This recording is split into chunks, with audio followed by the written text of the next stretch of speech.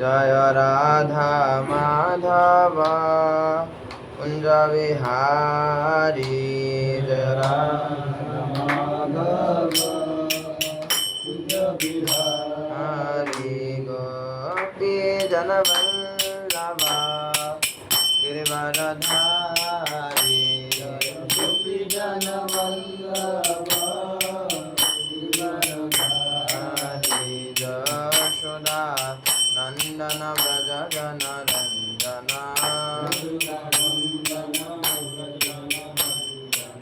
जमुना तीरा वनचारी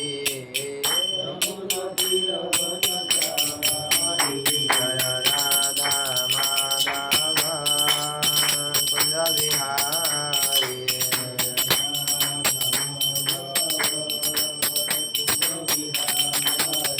हरे कृष्ण कृष्ण कृष्ण हरे हरे हरे राम राम राम हरे हरे हरे कृष्ण कृष्ण कृष्ण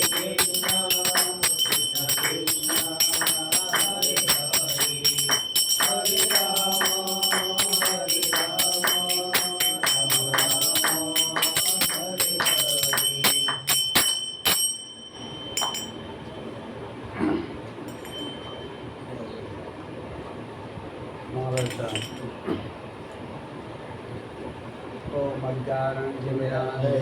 ज्ञानाञ्जनशलाकया चक्षुरुन्मिलितं तस्मै श्रीगुरवे नमः श्रीचैतन्यमनोभीष्टं स्थापितं येन भूतले स्वयं रूप वदामह्यं ददाति स्वपदान्तिकं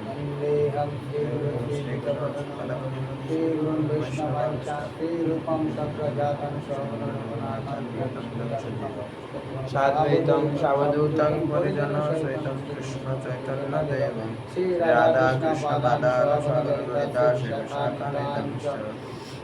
नमो विष्णुपादाय कृष्णपृष्ठाय भूतले श्रीमते वेदांत स्वामिने नामिने नमस्ते सरस्वती देवे गौरवाणी प्रचारिणे निर्विशेष शून्यवादी पाश्चात्य देशतारिणे हे कृष्ण करुणा सिंधु दीनबंधु जगत्पते गोपेश गोपिकाकांत राधाकांत नमस्ते सप्त कांचन गौरांगी राधे वृंदावनेश्वरी विश्वभानुसुते देवी प्रणमामि हरे पंचाकल्पतरुभ्यश्च कृपा सिन्धुभ्य एव च पतितानां पावनेभ्यो वैष्णवेभ्यो नमो नमः जय श्री कृष्ण चैतन्य प्रभु नित्यानंद श्री अद्वैत गदाधर श्रीवासादि गौरभक्तवृंद हरे कृष्ण कृष्ण कृष्ण हरे हरे हरे राम राम राम हरे हरे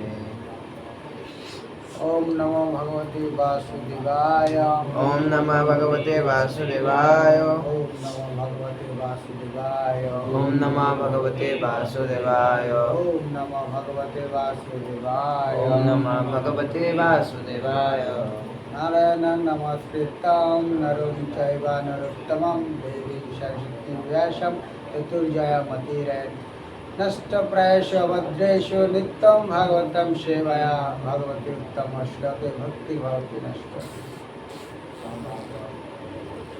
मुखं करोति वाचालं पुंगवं गायति जपतमहं वन्दे श्रीगुरुदिनतारिणं परमानन्दमाधवं श्रीचैतन्यप्रभुं हरि ओं तत्सत्।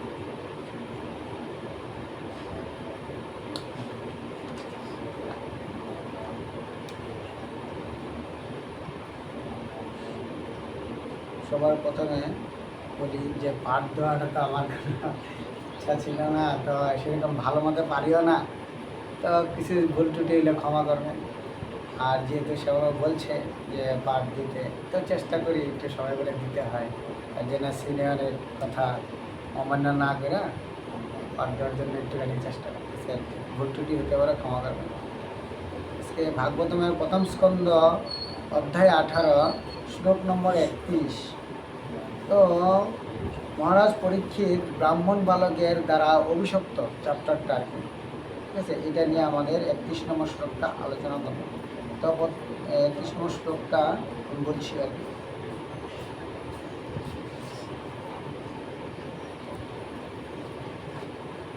এষ কিং এষ কিম নিবৃতা শেষ করুণ মিলিতক্ষণ নিতক্ষণ নিশা সমাধির সৎ চিত কিন্ন সৎ সত্রবন্ধবী বান্ধবী এষ কিং নিবৃতা শেষ নিবৃতা শেষ করুণ মিলিতক্ষণ এষ কিং মিলিতা শেষ করুণ মিলিতক্ষণ নিশা সমাধিরাহ শীত কিন্ন সৎ সত্রবন্ধবী নিশা সমাধিরাহ শীত কিন্ন সৎ সত্রবন্ধবী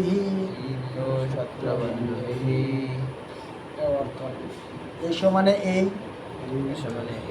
কিম কি, নির্বিতা শেষ ধ্যানস্থ অবস্থা, করণ ইন্দ্রিয় সমূহ, মিলিত নিমিলিত, ঈক্ষণ চক্ষু, মৃষা মিথা, সমাধি সমাধি, আহ থাকে, শীত তাই যদি হয়, কিম হয়তো, নো কিন্তু, সৎ হতে পারে, সত্র বান্ধবী যোগ্যতা ক্ষত্রিয়ের দ্বারা। অনুবাদ: গৃহে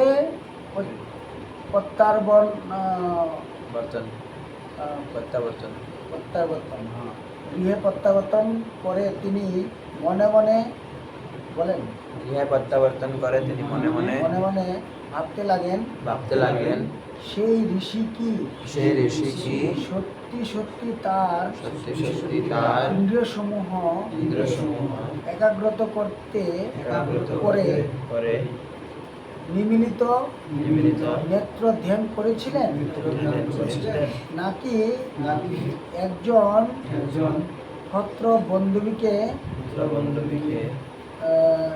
অভ্যর্থনা না করার জন্য সমাধিমগ্ন হওয়ার ভান করেছিলেন। এখানে শিল প্রভুপাদের তাৎপর্য আরম্ভ হয়েছে। ভগবত ভক্তি পরীক্ষিত মহারাজ পরীক্ষিত তার নিজের কার্যকলাপের অনুমোদন করেননি এবং তাই তিনি মনে মনে ভেবেছিলেন যে সেই ঋষি কি প্রকৃতই ধ্যানমগ্ন ছিলেন, না নিম্নবর্গের ক্ষত্রিয় রাজাকে অভ্যর্থনা না করার জন্য ধ্যান করার ভান করেছিলেন।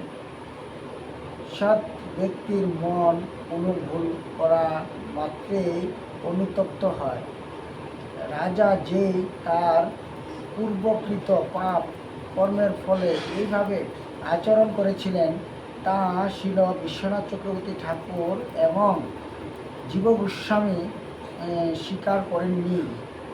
তাকে ভগবদ্ধামে ফিরিয়ে যাওয়ার জন্য ভগবানের এই আয়োজন করেছিলেন। ছিল বিশ্বনাথ চক্রবর্তী ঠাকুরের মতে ভগবানের ইচ্ছার প্রভাবে এই পরিকল্পনা হয়েছিল এবং তার ইচ্ছার প্রভাবে এই প্রকার নৈরাশ্যজনক পরিস্থিতি সৃষ্টি হয়েছিল।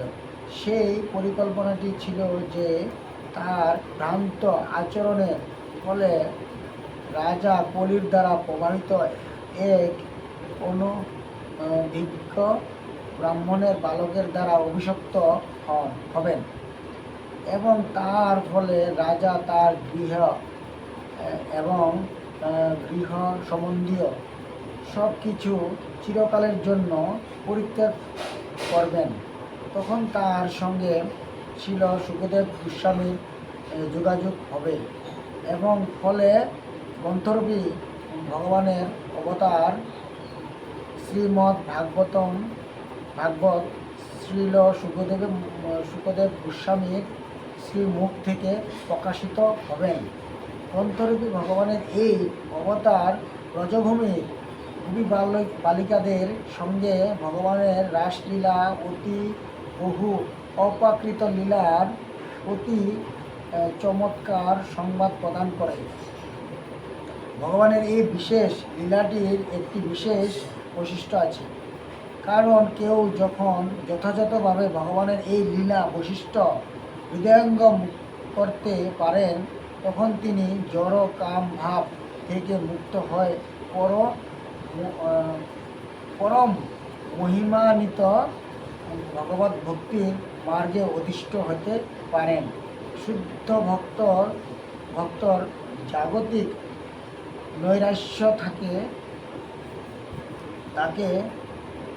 তাকে অপ্রাকৃত স্তরের অধিষ্ঠিত করার উপায় মাত্র।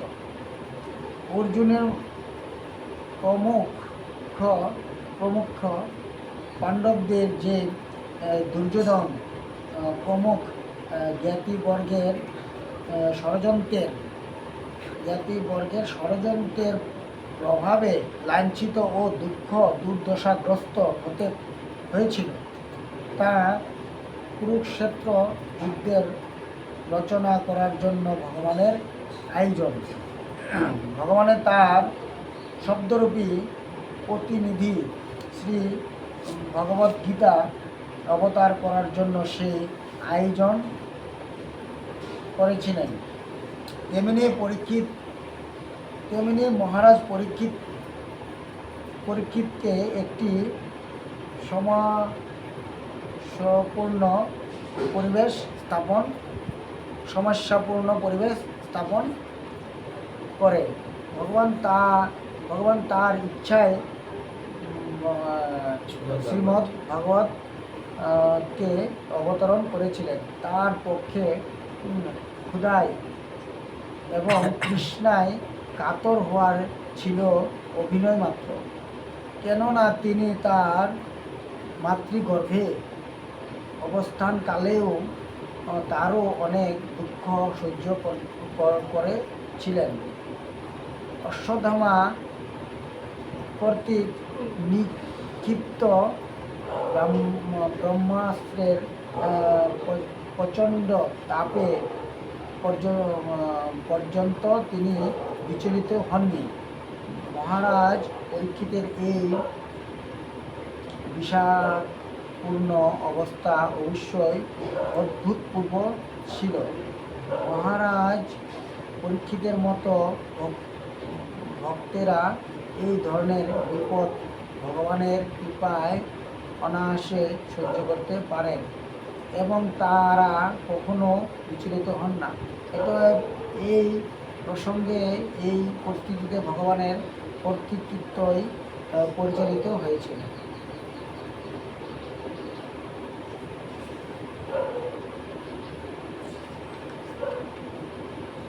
এখানে প্রভুপাদের তাৎপর্যে প্রভুপাদ বলছেন যে যখন নাকি পরীক্ষিত মহারাজ ওনাকে একটা মৃত সাপ ধনুকের অগ্রভাগের একটা কোনার মধ্যে গলার মধ্যে যখন মালার ইসেতে যখন পরে দিয়া ঘরে আসে, তখন নিজে রিয়েলাইজ করতেছিল, নিজে রিয়েলাইজ হইতেছিল মনের মধ্যে যে আমি কিছু একটা ভুল করছি নাকি, এটাই মানে বুঝে দিচ্ছে আর কি। নিজে অনুতপ্ত করতেছে যে কিছু একটা ভুল করে আসলাম নাকি, যে মনি হয়তো ইন্ডিয়ার সংযোগ করে ধ্যানেই মগ্ন ছিল, কিন্তু এরকম অবস্থায় আসছিল হয়তো আমি বুঝতে পারি নাই, বা আমি এরকম কোনো একটা ভুল করছি, এরকম নিজে অনুতপ্ত করতেছিল। তারপরে আবার ভাবতেছে যে উনি ধ্যান করতেছে, আবার মানে যেরকম 4টা বর্ণের মধ্যে ব্রাহ্মণ সবার থেকে শ্রেষ্ঠ, ঠিক আছে, ব্রাহ্মণকে যেমন মুখের তুলনা করছে, ক্ষত্রিয়দের বাহুর তুলনা করছে, ঠিক আছে, আর বৈশ্বরের জাঙ্গের আর চরণের দেওয়া শূদ্র। সেরকম মানে পরীক্ষিত মহারাজে মানে ভাবতেছে যে আমি ক্ষত্রিয়র জন্য আমারে কোনো অবমাননা এরকম মানে করছে নাকি, মানে মনের মধ্যে বিভিন্ন ধরনের সন্দেহ হইতেছিল বা সংশয় হইতেছিল যে কী হইলো বা আমি কোনো ভুলে করলাম নাকি। এটাই মানে পরীক্ষিত মহারাজের প্রভুপদে মানে পরীক্ষিত মহারাজের মনোভাবটা মানে বোঝানোর চেষ্টা করতেছে আর কি অনুদত্ত। হ্যাঁ, আর এখানে যেমন রাজা যে পূর্বকৃত পাপের কর্মের ফলে এইভাবে আচরণ করেছিলেন, মানে যে অনেকে ভাবতে পারে যে অনেকজনের পাপের ফলে হয়তো পরীক্ষিত মহারাজে এরকমভাবে একটা ভুল করছে। আসলতে মানে বিশ্বনাথ চক্রবর্তী ঠাকুর এবং শিল জীব গোস্বামী জীব গোস্বামী মানে অস্বীকার করেন এটা জিনিসটা, যে এটা কোনো আগের জন্মে বা পূর্বজন্মের কোনো পাপের ফলে উনি করেন নাই। তার মানে ভগবানের নিজের ইচ্ছাকৃতভাবে ওনারা ভগবান ধামে নেওয়ার জন্য এটা একটা পরিকল্পনা মানে করছে আর কি, এরকম ভাবটা। তো ওরা মানে অস্বীকার করেছে যে এটা কোনো পূর্বকর্মের কোনো পাপের ফলে হয় নাই, এটা যেহেতু ওনাকে ভগবান ধামে যাওয়ার জন্য ভগবান এটা আয়োজন করছে। আবার এখানে ছিল বিশ্বনাথ চক্রবর্তী ঠাকুরের মধ্যে ভগবানের ইচ্ছার প্রভাবেই পরিকল্পনা হয়েছিল, তার ইচ্ছার প্রভাবে এই প্রকার নৈরাশ্যজনক পরিস্থিতি সৃষ্টি হয়েছিল। ঠিক আছে, সেই কল্পনাটি হয়েছে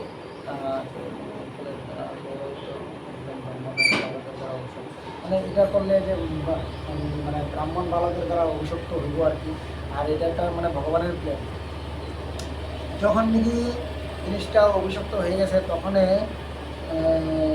সে এখানে বলছে রাজা পরীক্ষিত গৃহ এবং গৃহের সম্বন্ধিত সব কিছু ছাইরা চিরকালের জন্য পরিত্যাগ করবেন, মানে এটা একটা প্ল্যান আর কি। হ্যাঁ, অভিশপ্ত হওয়ার পর সুখদেব গোস্বামীর সাথে দেখা হইব। হ্যাঁ, সুখদেব গোস্বামীর মুখের থেকে ভগবত মানে ভাগবতম ইয়ে হইব আর কি, প্রচলিত হইব আর কি, ভাগবতম বলবো আর এটা প্রকাশিত হইব আর কি। তার জন্য মানে এটা গ্রন্থরূপী ভাগবতম সুখদেব গোস্বামী মুখ থেকে প্রকাশিত হবেন।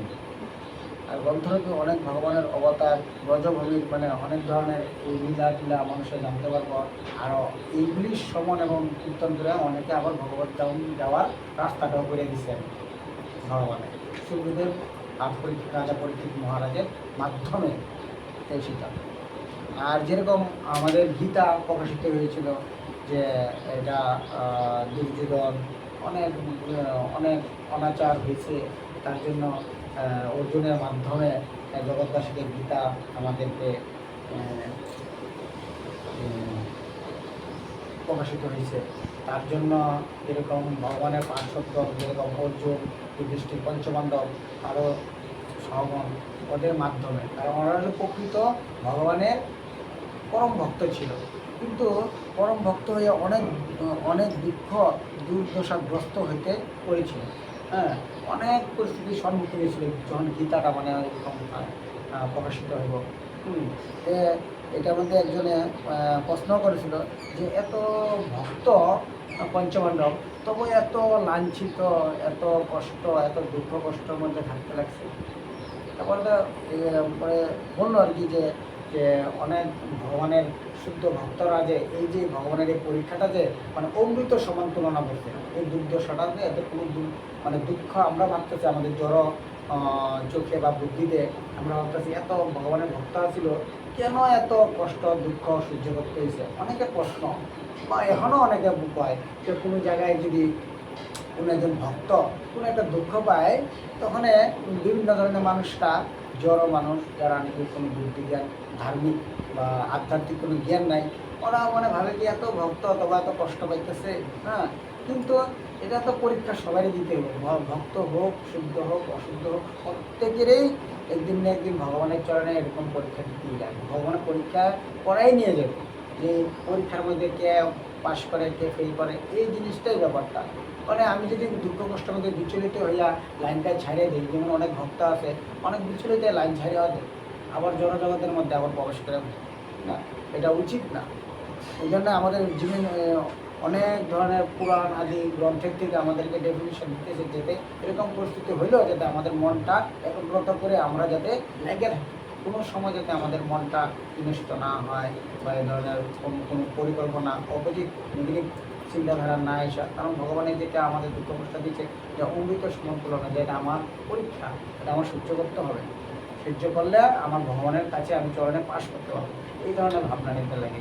বা কোনো জনের পাপের ফলে আমার এরকম হয়েছে, এই ধরনের এটা যে এটা আমার সুযোগ দিছে পরাজিত করার জন্য, পাপটা মোচন করার জন্য ভগবানে আমাদেরকে পরীক্ষা নিতেছে। এখন যদি আমরা সহজভাবে যদি আমরা এটা ইসে করি এবং নেই, তখন আমাদের মানে হৃদয়ের থেকে সেই অনেক দিনের আগে সঞ্চিত পাপ আমাদের খণ্ডন হবে। এইভাবে নিতে লাগবে যা কিছু ঘটে, এর সাথে ব্যবহার ভালো খারাপ এগুলিও আপনি কোন পরিবেশ পাবেন, পাড়াতে কোন জায়গায় জন্মগ্রহণ করবেন, কোন পরিস্থিতিতে কোন মানুষটা কোন দিন কোন কথা বলবে, এগুলি সব ভগবানের প্ল্যান।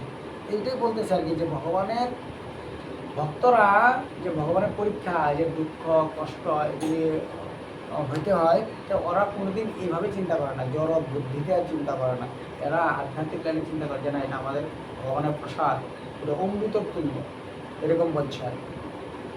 তো এরকমই আর কি যে আমাদের এইটা বলা হয়েছে। আর যেরকম এখানে অর্জুনের প্রমুখ পাণ্ডবদের, দুর্যোধনের প্রমুখ জ্ঞাতিবর্গের ষড়যন্ত্রের প্রভাবে লাঞ্ছিত ও দুঃখ দুর্দশাগ্রস্ত হয়েছিল, তা কুরুক্ষেত্রের যুদ্ধের রচনা করার জন্য ভগবানের আয়োজন। এটা আমাদের গীতার যে বা ভগবানের যে যে পঞ্চমান্ডবের যে ঘটনাটা আমাদের কুরুক্ষেত্রের যুদ্ধ এগুলি সব ভগবানের প্ল্যান। গীতা প্রকাশিত হইব এবং ভাগবতম প্রকাশিত করার জন্য পরীক্ষিত মহারাজকে এরকম ভগবানের আমাদের শিল বহুবার তাৎপর্য আমাদের ব্যাখ্যা করেছেন। আর এখানে আরেকটা কথা বলেছে যে যে নাকি অশ্বত্থামার ব্রহ্মাস্ত্রের প্রভাবে, যেহেতু তবু শ্রীকৃষ্ণ রক্ষা করেছেন গর্ভে, মার গর্ভে সান্নিধ্য ওনাকে রক্ষা করেছেন, উনি মার গর্ভের থেকে ভগবানের সান্নিধ্য লাভ করেন, আর প্রভাবে ব্রহ্মাস্ত্র থেকে ভগবানই রক্ষা করে। কিন্তু ভগবানের রক্ষা করলে কি যেরকম একটা যে কত কত ব্রহ্মাস্ত্র একটা এরকম একটা প্রভাব, এটা অনেক তাপ সৃষ্টি করে, তাপ সৃষ্টি মানে সমস্ত কিছু মানে গলিয়ে ফেলে, এরকম একটা তাপ সৃষ্টি মানে সমস্ত কিছু নষ্ট হয়ে যায়। কিন্তু উনি মার গর্ভে যখন আসছিলেন তখন অনেক তাপ সহ্য করছে, এটা আর অনেক তাপ সহ্য করার ফলে এত কষ্ট মার গর্ভের থেকে সহ্য করতে পারছে এত তাপ। কিন্তু দেখেন, আর যখন নাকি সনক ঋষির গলায় মৃত সর্প একটা ঝুলে দেয়, মালা সহকারে, যে তুমি এটারই উপযোগী, কারণ তোমার বাড়িতে রাজা আসছে, তুমি কোনো অতিথি সৎকার বা কোনো আচরণ তুমি করো নাই, তুমি এটারই উপযুক্ত, এরকম মনোভাব মানে কলি প্রবেশ করছে। ঠিক আছে, কলির মানে প্রভাব এটা পরীক্ষিত মহারাজের মুখকে যে ধারণ করছিল, ধারণ করে মানে কলি এটা খেলাটা খেলল। ঠিক আছে, মতিটা ভ্রষ্ট হয়ে গেছে, ভ্রষ্ট এখানে নিজের চিন্তা আমি আইছি মানে অহম ভাব একটা পরীক্ষিত মহারাজের মনের মধ্যে ঢুকিয়ে দেয়। তো ঢুকিয়ে দেওয়ার ফলে এই জিনিসটা হয়েছে। কিন্তু তিনি আবার পস্তাইছে না, যে ঘরে গিয়া অনুশোচনা করছেন যে এরকম করাটা আমার ঠিক হয় না, আমি কিংবা একটা ভুল করছি। তো ভুল করার পর যে তখন পরীক্ষিত মহারাজের সবাই এরকম বরিষ্ঠ ভক্ত বা ব্রাহ্মণরার সাথে কনসাল্ট করছে যে এটাতে আমি কীরকম পরিত্রাণ পাইতে পারি, ঠিক না? তখন উনিরাই এরকম সুখদেব গোস্বামী কথা বলল যে ভাগবতম শ্রবণ করো, এরকম শান্তি। তো অশ্বত্থামার এই ব্রহ্মাস্ত্র নিক্ষেপের ফলে এত তাপ সৃষ্টি হয়ে যাওয়ার পর এই জ্বালা যন্ত্রণাটাও পরীক্ষিত মহারাজ সহ্য করে নিল। কিন্তু সামান্য একটু তৃষ্ণায়, জল তৃষ্ণায় যে উনি এত বিচলিত হইব, এটা একমাত্র ভগবানেরই প্ল্যান, বুঝলেন না? এই মানে বললো আর কি,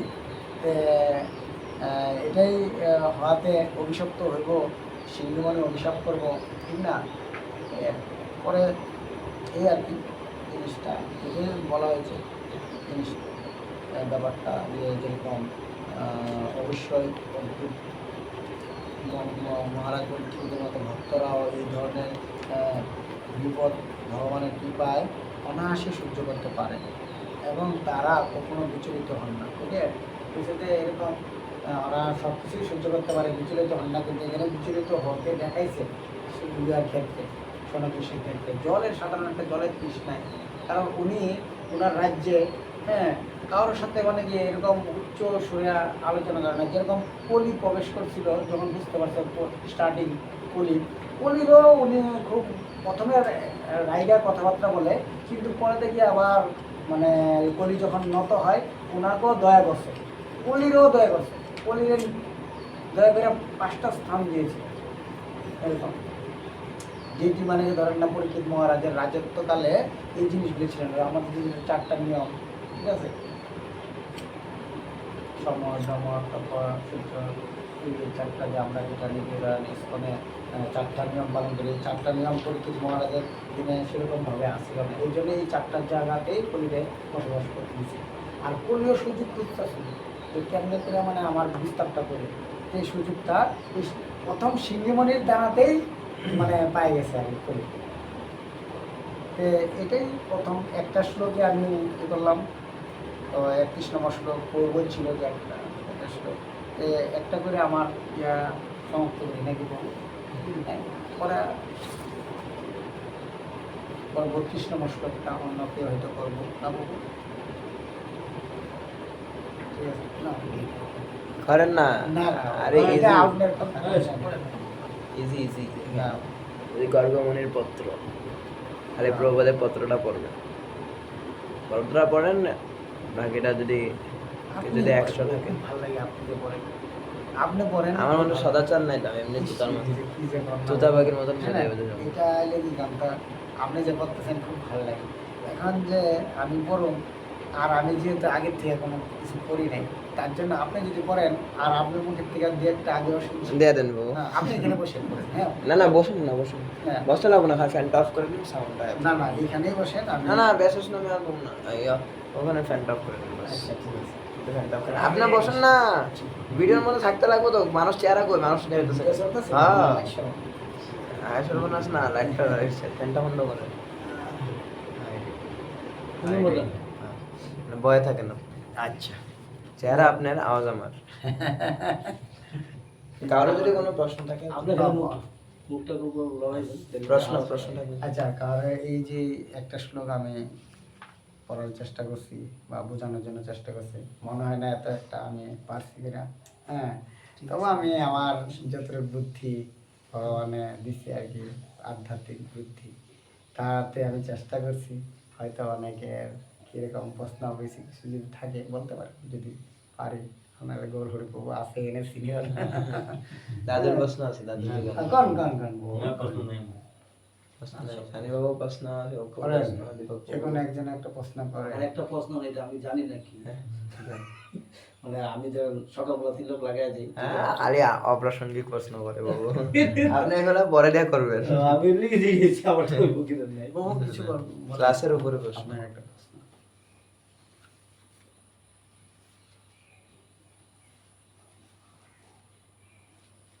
তবু একটা কথা, তার মানে কি ধরেন আমরা পূর্বজন্মের কোনো কর্মের ফলে আমরা এই জন্মে কিছু একটা করি, বা ভগবানের কোনো প্ল্যান থাকে, তো অ্যাকচুয়ালি কি ভগবানের প্ল্যানে কি আমরা কি কোনো খারাপ বা ভালো কর্ম করি নাকি?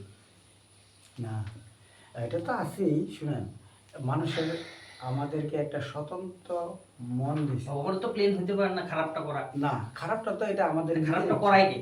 খারাপটা হলো কি আপনার টেন্ডেন্সি, অনেক এক জায়গায় ভাগবতম ক্লাস হইতেছে, আরেক জায়গার মধ্যে মদের আড্ডা হইতেছে, সব একটা কথা হলো, হ্যাঁ একজন মানুষের কয়েকজনে মানে ভাগবত সবাই যাব, মানুষের ভাগবতম সবাই এরকম এক জায়গায় একটা প্রবচন আরম্ভ করছে, মহান মহান ভক্তরা সেখানে কীর্তন পাঠ আদি ইচ্ছেছে, তার জন্য অনেকে এইটার মধ্যে টেন্ডেন্সিটা রাখছে, আর অনেকে আছে না সন্ধ্যা হয়েছে পাশি, তাহলে ওরা এখানে সম্ভব, তো যার যেরকম মেন্টালিটি, যার যেটা কোটি কোটি জন্মে পাইছে পড়ছে, চেঞ্জ হইতেছে না। আর আমাদের কলিযুগটা কি জানেন, মানে আমরা ইন্দ্রিয়রে সংযম করতেই লাগবে কোনো না কোনো জন্মে, ঠিক আছে, ইন্দ্রিয়র এগেনস্টেই চলতে লাগবে, ইন্দ্রিয়গুলিতে এদিকে ছুটবো এদিকে ছুটবো, অনেক মনের আকাঙ্ক্ষা সব কিছু আছে, ইন্দ্রিয় মাধ্যমটা আমাদের মানে ইন্দ্রিয় যেটা নাকি মানুষের ইন্দ্রিয় বশীভূত হয়, আর আমরা শাস্ত্রে কি বলছে, ইন্দ্রিয় বশ হইতে হয় না, ইন্দ্রিয়কে তুমি বশ করো, ঠিক না? মানে আপনার যে প্রশ্নটা, ঠিক আছে, সব কিছু প্ল্যান হয়, আপনি যেরকম কর্ম করবেন।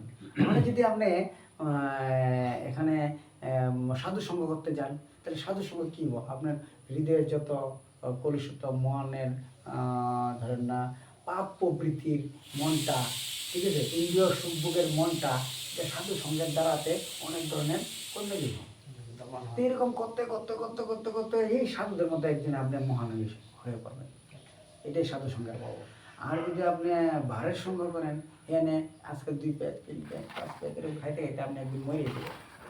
তো এই জিনিসটা আপনি নিজে সিলেক্ট করছেন, আপনি একজন সাধু সঙ্গে যাবেন না কোনো খারাপ জায়গায় আপনি সঙ্গ করবেন। খারাপ জায়গায় খারাপ প্রভাব, এই খারাপ জায়গার প্রভাবের পরে তখন আপনি পরবর্তী জীবনটা যদি না, আমরা তো নরক বাস করতেই লাগবো, যন্ত্রণা পাইবেন। তারপর তো আপনার বডিটা এই জন্মে যেরকমভাবে কর্ম করবেন সেরকম একটা বডি পাবেন, আর এরকম টেন্ডেন্সি থাকবে, কিন্তু মন বুদ্ধি অহংকার যেটা আছে সেইভাবেই আপনার সেই মনের মধ্যে সঞ্চয় পাপ আপনি নিয়ে আবার জন্মগ্রহণ করবেন। কিন্তু এই সঞ্চয় পাপ যতদিন না বুঝতে পারবেন ততদিন অবধি আপনার এই জন্মগ্রহণ করতেই লাগবে পারবো। এটা ভগবানের না, ইচ্ছার মধ্যে কোনো ইন্টারভেনশন, স্বতন্ত্র মন দিতে, স্বতন্ত্র মনের উপরে ভিত্তি করে আপনি ডিসিশন নিয়ে চলবেন। আপনি শাস্ত্রসম্মত চলবেন কি অশাস্ত্রসম্মত চলবেন? অশাস্ত্রসম্মত চললে কি হবো, আপনার দুঃখ দুর্দশা এগুলি থেকে থাকবো। আর যদি আপনি শাস্ত্রসম্মত চলেন তাহলে আপনার এই জীবনটা সার্থক। আপনার যেটা নিজে অ্যাকচুয়ালি জীবনের যেটা স্বরূপ, আপনার যেটা স্বরূপ আত্মনিত্য, সেই নিত্য নিত্যর কাছে ভগবান যেরকম নিত্য শাশ্বত, সেই ভগবানের কাছে ফিরে যেতে পারবেন। আপনি যত মানে ময়লা মানে অনর্থ দূর করে, আমাদের তো এই জন্যই তো আমরা এখানে সঙ্গ করতে, যাতে আমাদের যত কোটি কোটি জন্মের পাপ বা সঞ্চয় মানে অনর্থ যেগুলি আছে, তার ফলেই কিন্তু আমরা এই যে প্রবৃত্তিটা, পাপ করা প্রবৃত্তিটা, মানুষের অপমান করা, মানুষের বিষয়ে অপমান করলাম না, কিন্তু ভাব খারাপ রাখলাম, তবুও হইব না। আমাদের ভাবের থেকে ধরে একদম সব দিকে কায়মন বাক্য যে বললো না, কায়মন বাক্য এভরিথিং শুদ্ধ হইতে লাগবে। আর এগুলি সাধু সঙ্গ, শাস্ত্র সঙ্গ, প্রপাত আচার্যবর্গের এগুলি গ্রন্থের মাধ্যমে, বা আমাদের গ্রন্থ ভাগবত, যা যেরকম বৈষ্ণব যারা আছে আমাদের ইস্কনের মধ্যে, ওদের সঙ্গ করে আমাদের এগুলি দুঃখ দুর্দশা যেগুলি অমঙ্গলকারী জিনিসগুলি, সেগুলি আস্তে আস্তে নায়িকা করে নলেজ হইতেছে। হ্যাঁ, তো এই জন্যে গুরুরি প্রভু খুব ভালো পাঠ করেন। আর এটা না আপনি বই দিছে হরে কৃষ্ণ।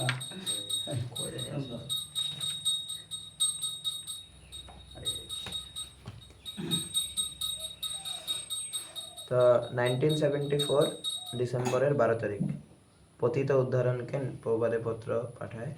তোমার পত্রে তুমি কারো দোষ দেখোনি, সুতরাং তুমি একজন ভালো বৈষ্ণব, কারো দোষ দেখো না, এটাই যোগ্যতা। আমাদের নিজেকে সর্বদা নম্র ও বিনীত রাখতে হবে, তা তোমাকে অবশ্যই জানতে হবে। আমাদের সকলকে একে অপরের সঙ্গে সহযোগিতা করতে হবে, অন্যথা লোকে কি ভাববে যদি আমরাই মারামারি করি। শিল প্রভুপাদ এটা কইতেছে যে আমরা বৈষ্ণব ব্যবহারটা কিরকম থাকবে, একজন আরেকজনের লগে ভ্রাতৃত্ববোধ থাকবে। আমরা যদি বৈষ্ণব সমাজের মধ্যে থাকি, যদি একজন আরেকজনের লগে যে নিন্দা পরচর্চা, কথায় কাটাকাটি, মতভেদ, ঝগড়া মারপিট যদি করি, তো বাইরের মানুষের কি দেখবো? আমরা ইসকন সৃষ্টি করে আছে যাতে সারা বিশ্বতে শান্তি প্রতিষ্ঠা করতে পারে। আর নামটার মধ্যে যদি ঝামেলা লেগে থাকে, মন্দিরের মধ্যে ঝামেলা লেগে থাকে, তো আমরা সাধারণ একটা পাড়াতেও শান্তি স্থাপন করতে পারবো না, ঠিক না? তো বিশ্বতে শান্তি স্থাপন করার ভুলে যায়। তার লিগে আমগর এখানে শিল প্রভুপাদ কইতেছে এটাই একটা যোগ্যতা, যে আমরা কারোর ভিতরে দোষ দেখুন। আমগর মানে সবের লগে আমগো কি রাখতে লাগবো, নম্র আর বিনীত থাকতে লাগবো, ঠিক না? আমরা সামনে আইয়া নম্র বলবো হরে কৃষ্ণ ধন্যবাদ, পিছিয়ে গিয়ে আবার ডিল মারতেছি, ওইটা করলে হইব না। আমার নম্র আর বিনীত যেটা সামনে, ওটাও পিছনে, এই জিনিসটা আমরা সবসময় রাখতে লাগবো। ওইটা এলো এখানে শিল প্রভুপাদ কইতেছিল লেটারের মধ্যে। নেক্সট লেটারটা করি আমি। 1969-এ 15 তারিখ 11 মাস, ঠিক আছে, ব্রহ্মানন্দরে পত্র দিতেছে শিল প্রভুপাদ। ব্রহ্মানন্দ শিল প্রভুপাদের সেক্রেটারি আসলো, ওর উঠে উঠে লম্বা লম্বা করে নাই। ভক্তের ব্যবহার হবে সর্বদা আদর্শ স্থানীয়। তো একেই বলা হয় বৈকুণ্ঠ ব্যবহার। বৈকুণ্ঠে কারো কোনো দোষ নেই, কিন্তু এক রকমের প্রতিযোগিতা রয়েছে। প্রতিযোগিতা হচ্ছে একজন ভক্ত দেখেন অন্য ভক্তরা কত সুন্দরভাবে ভগবানের সেবা করছেন। জড়জগতের স্বভাব হচ্ছে প্রত্যেকেই ভাবতে ভালোবাসে, অন্যদের থেকে আমি ভালো সেবা করছি, এটা জড়জাগতিক চেতনা। চিন্ময় জগতে ঠিক তার উল্টো, প্রত্যেকে ভাবেন যে আমার আনুষঙ্গিক ভক্তরা আমার থেকে ভালো সেবা করছে। আমরা গুরু ভ্রাতাদের প্রভু বলতে ডাকতে শিখেছি, যার অর্থ হলো মনিব। তার অর্থ আমরা সর্বদা আমাদের গুরু ভ্রাতাদের সেবা খুঁজবো। সময় সময় অবিশ্বাস দেখা দিতে পারে, সেগুলিতে তত গুরুত্ব দেওয়ার কোনো প্রয়োজন নেই। শিল প্রভুপাদ কি কইতেছে যে আমগরে বৈকুণ্ঠ যাওয়ার আগে, আমি প্রথমে যখন বৈষ্ণব সাধনা যখন স্টার্ট করতেছিলাম তখন কি কইতেছিলাম যে আমেরিকা যাওয়ার আগে আমেরিকাতে মানুষ কিভাবে থাকে ওইটা দেখতে লাগবে। আমি যদি আমেরিকাতে যদি ড্রাইভিং করতে যাই, আমেরিকার ড্রাইভিং এর রুল রেগুলেশন আমরা জানতে লাগবো, ঠিক না? নাহলে আমেরিকায় গিয়ে তো শেষ আমি। ঠিক সেরকম ভাবে আমরা বৈকুণ্ঠে যাওয়ার লেগে রেডি হইতেছি, গোলক বৃন্দাবন যাওয়ার লেগে রেডি হইতেছে, আমরা যদি বৈকুণ্ঠের ব্যবহার যদি না জানি তো ওখানে গেল আবার লাখ মেরে পাঠাই দেওয়া হবে। তো তার লেগে বৈকুণ্ঠ ব্যবহারটা হলো মেন। বৈকুণ্ঠ ব্যবহারের মধ্যে কারো কোনোদিন কোনো দোষ দেখে না। বৈকুণ্ঠ ব্যবহারের মধ্যে কেউ কারোর কোনো দোষ দেখে না। বৈকুণ্ঠের মধ্যে একটা প্রতিযোগিতা একটা সবসময় আছে। প্রতিযোগিতা এই জড়জগতের প্রতিযোগিতা নয়। জড়জগতের প্রতিযোগিতা কেমন যে হয়েছে আমি আরে ক্রস করে আগে যাবো, ঠিক না? ওইটা হলো প্রতিযোগিতা হলো এই জড়জগতে। কিন্তু বৈকুণ্ঠ মানে প্রতিযোগিতা কি, যে কে কার কত ভালো দেখতে পারে, এরকম টাইপের। যে ওই প্রভুরা আমার গুরু ভ্রাতা এত সুন্দর করে সেবা করতেছে, বাহ কি সুন্দর করে সেবা করতেছে, এরকম ভাবের ভাবনা থাকতে পারবো। হ্যারে ক্রস করে হ্যার সেবা আমি, হ্যাঁ প্রেসিডেন্ট আমি, হ্যার পত্র লমু আমি, এগুলা প্রতিযোগিতা বৈকুণ্ঠের মধ্যে হয় না। বৈকুণ্ঠ বা কি সুন্দর করে তারা সেবা করতেছে, এগুলো হলো ওনার সেবাটা যদি আমিও যাতে ওনার থেকে সেবাটা ভালো মতন শিখতে পারি, এগুলো হলো বৈকুণ্ঠের ব্যবহার। তো এখানে এটাই কইতেছে যে কারণ আমরা গুরু ভ্রাতা করে কি ডাকি, সবাই এখানে নামটাই প্রভু ডাকি, দাদা কাকু ভাই এগুলো ডাকি না, কি ডাকি আমরা প্রভু ডাকি। প্রভু মানে কি? প্রভু মানে হলো যাতে আপনি আপনার প্রভু ডাকতেছেন, আমি আপনার কি হলাম দাস, আমি আপনার কি হলাম চাকর। চাকর যদি হয় তো আমি সবসময় কি করুন, আপনার সেবা করারই কথা করুন। আগে আইয়া প্রভু ডাকতেছি, পিছে গিয়ে আমি নিজে মালিকের মতন ব্যবহার করতেছি, তবে হইব না। প্রভু ডাকতেছে মানে আমি নিজের দাসের মতন ব্যবহার করুন। তো শিলপ্রভু এটাও করতেছে, সময়ে সময়ে অবিশ্বাসও দেখা দিব। আমরা একটা বাঙালিতে কথা কই যে বাসন একলগে থাকলে কি শব্দ হইবই। তার লিগা যেহেতু জড়জগতে সবের মধ্যে কিছু না কিছু দোষ আছে। আগে ভক্তি জীবনে আসার আগেরও অনেক দোষ থাকে, ঠিক না? মানুষের কে কি কাজকর্ম করেছে, কার মেন্টালিটি কেমন বোঝা যায় না। তো বিভিন্ন ধরনের দোষ ত্রুটি থাকতে পারে। তো তার লিগে কোনো কোনো সময় ভক্তি জীবনে আসার পরও দেখা যায় যে মানুষের বিভিন্ন ধরনের কথাও কয়ালায়, বিভিন্ন ধরনের দোষ ত্রুটি দেখালায়, ঠিক না? মানে বিভিন্ন ধরনের আচরণ করে লায়, হয়তো কেউর মুখের ভাষা ভালো না, ভক্তি জীবনে আসার পরে মুখের ভাষা কারোর লগে খারাপ করে নিতেছে, কেউ হয়তো রাগ বেশি, রাগ করে নিতেছে না মোটটা মনে আবার মন্দিরে আইসা। তো এখানে শিলা প্রবাদ করেছে এগুলা অবিশ্বাস দেখা দিতে পারে, কিন্তু ওগুলোর মধ্যে এত একটা গুরুত্ব দেওয়ার কোনো কথা নাই। ওগুলোর মধ্যে এতটা গুরুত্ব দেওয়ার কথা নাই। কারণ আমগুল্লা বাবু কয় যে একটা কুকুরের সামনে যদি আমরা হাড্ডি ফেলাই, কুকুরে কি করবো? হাড্ডি মানে কিন্তু কিছু নাই, কিন্তু ওই হাড্ডিটাই খাইবো। একটা বাঘের সামনে হাড্ডি ফেলাম, বাঘে কিন্তু হাড্ডিটা দেখবো না, বাঘে কি দেখবো, কে হাড্ডিটা ফেলাইছে, ঠিক না? আচ্ছা, তার লিগে আমগর মাইন্ডসেটটা মানসিকতা উচ্চ থাকতে লাগবে। আমাদের মানসিকতা যদি এখানে দোষ দেখা, মানুষের নিন্দা পরচর্চা ঝগড়া ঝাঁটি এগুলোর মধ্যে যদি ঠাইকা যায়, তর্ক করতে লাগবো, এই প্রভুরে ডাউন দেখাতে লাগবো, এই প্রভুরে ছাইরা আগে বাড়তে লাগবো, তবে আমরা কুকুরের মতন হাড্ডির পিছনে পড়ে রয়েছি। আমরা বাঘের সন্তান, নৃসিংহদেবের সন্তান, নৃসিংহদেবের মতন থাকুন, নৃসিংহদেবের মেন্টালিটির মতন থাকুন যে আমাকে নৃসিংহদেবের চরণ আশ্রয় পাইতে লাগে।